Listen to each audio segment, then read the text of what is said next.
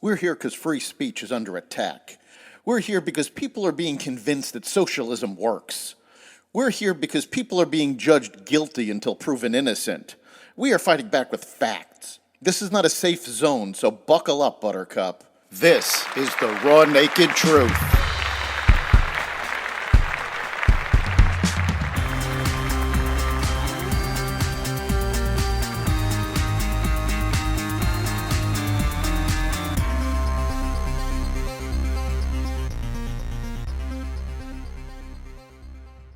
Biden blocks oil drilling, bad economic news, a Hunter Biden indictment, and more. Welcome to the Raw Naked Truth. I'm your host, Eric Lupkin, and here's the news you need to know. Special Counsel David Weiss's office said in a court filing Wednesday that it plans to seek an indictment against Hunter Biden on gun charges by the end of September.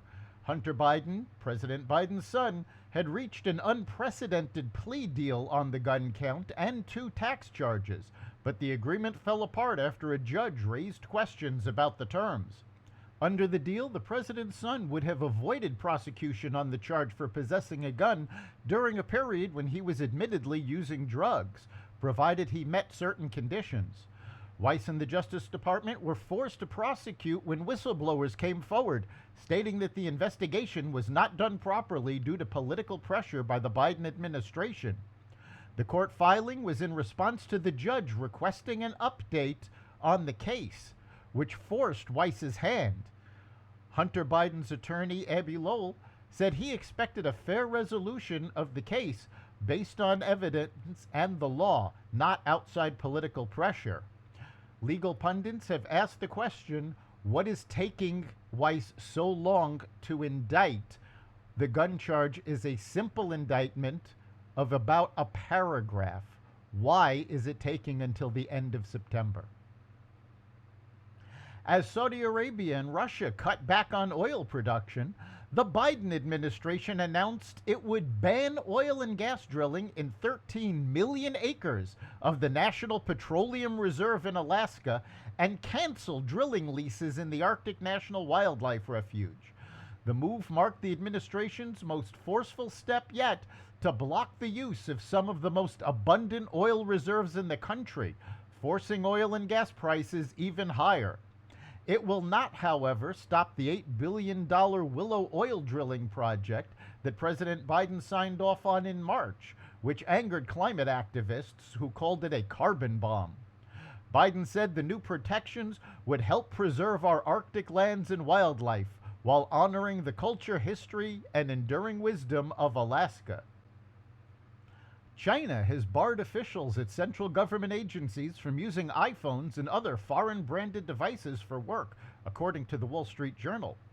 The ban, which comes as Beijing pushes to increase cybersecurity and reduce reliance on foreign technology, could have a chilling effect for foreign brands in China, including Apple, according to the journal.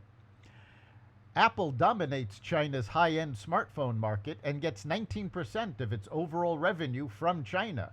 Beijing has previously limited the use of iPhones for work, but the new order broadened the policy. It mirrors U.S. bans on gear made by China's Huawei Technologies, which just released a smartphone with its most advanced homegrown chip yet. President Joe Biden's administration finalized plans for a program it argues will further reduce air pollution from heavy-duty engines and vehicles across the United States. But truckers argue the proposed standards will crush the supply chain and put the American food supply at risk. The new emission standards put forth by the Environmental Protection Agency are significantly more stringent, cover a wider range of heavy-duty engine operating conditions compared to previous standards, and are aimed at reducing emissions of nitrogen oxides and other pollutants. The rule officially went into effect on March 27th of this year, but will be implemented for new trucks sold after 2027. Despite the positive spin by the current administration, truckers say the agency's standards will promote green energy at the expense of the economy and the country's food supply. More than 95% of the trucking companies that make up the industry are small businesses operating about 10 or fewer trucks, according to JKC Trucking Vice President and co-owner Mike Kucharski. These small businesses could be crippled by the additional costs of this regulation. New York City Mayor Eric Adams gave his most ominous prediction yet for the fate of the Big Apple, which is grappling with the influx of more than 110,000 migrants so far. Let me tell you something, New Yorkers. Never in my life have I had a problem that I did not see an ending to. I don't see an ending to this. I don't see an ending to this at all.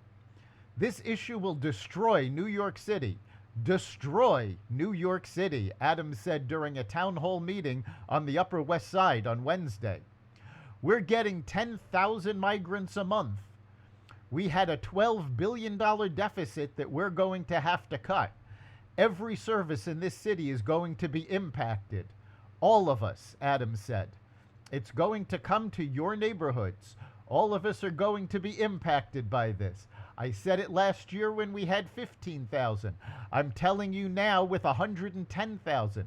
The city we knew we're about to lose, and we're all in this together.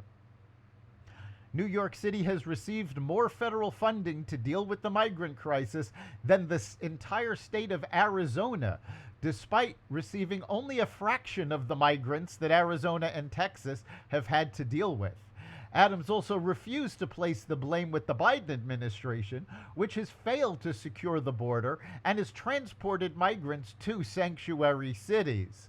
The fact of the matter is, these sanctuary cities are dealing with a small percentage of the number of migrants that the border states are, and they're getting more support from the federal government.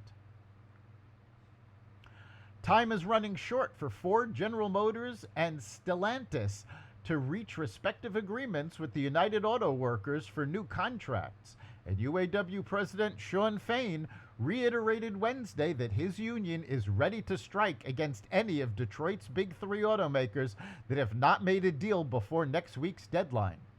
When asked during an interview with the Associated Press whether the labor union would strike against any of the companies that do not have tentative agreements in place when the current contracts expire at 11:59 p.m. on September 14th, Fain said that's the plan.